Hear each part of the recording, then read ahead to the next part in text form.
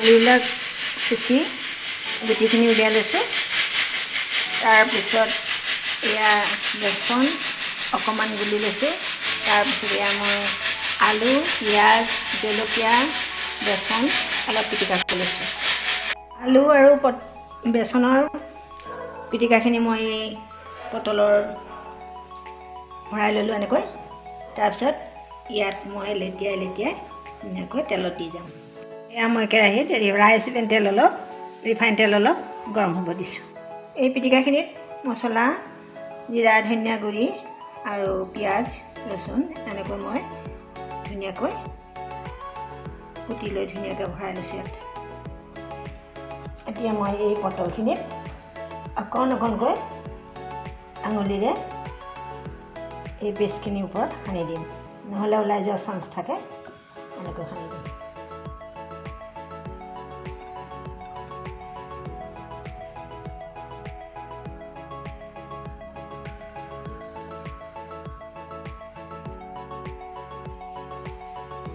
সদায় পটলবিলাকৰ তৰকাৰী বনাই ভাজি বনাই খাই আমনি লাগে, সেইকাৰণে আজি মই এনেকৈ বনাব বিচাৰিছোঁ।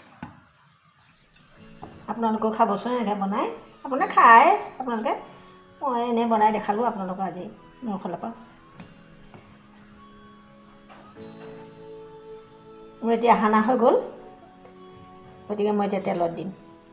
এতিয়া মই ইয়াত তেলত দিলোঁ, চাওক কেনেকৈ ভজা হৈ ভাজি আছে।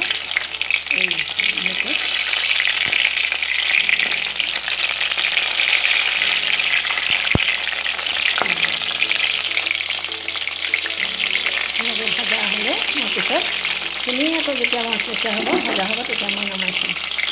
দুপৰীয়াৰ ভাত সাজৰ কাৰণে মই পটলৰ এটা ৰেচিপি বনালোঁ। পটলটো আপোনালোকক কেনেকৈ বনালোঁ সেইখিনি দেখালোৱেই। আৰু এয়া মই নিজে বনোৱা আমৰ আচাৰ। আৰু আজি দুপৰীয়াৰ মোৰ ৰেচিপি ইমানেই। আপোনালোকে চাওকচোন, ভাল পালে লাইক, শ্বেয়াৰ, কমেণ্ট কৰিব। আৰু নতুনকৈ যিসকলে আহিছে তেখেতসকলে ছাবস্ক্ৰাইব কৰিবলৈ নাপাহৰে যেন। তৰকাৰী, ভাজি এইবিলাক কৰি খাই থাকোঁ। এনেকৈ যদি নতুনকৈ কিবা এটা বনোৱা যায় তেতিয়াও এটা টেষ্ট বেলেগ হয়। গতিকে মই আজি এনেকৈ বনাইছোঁ, প্ৰায় এনেকৈ বনাই খাওঁ, আপোনালোকেও চাগে খায়। গতিকে আজি মোৰ ফালৰ পৰা আপোনালোকলৈ আগবঢ়াইছোঁ। ধন্যবাদ।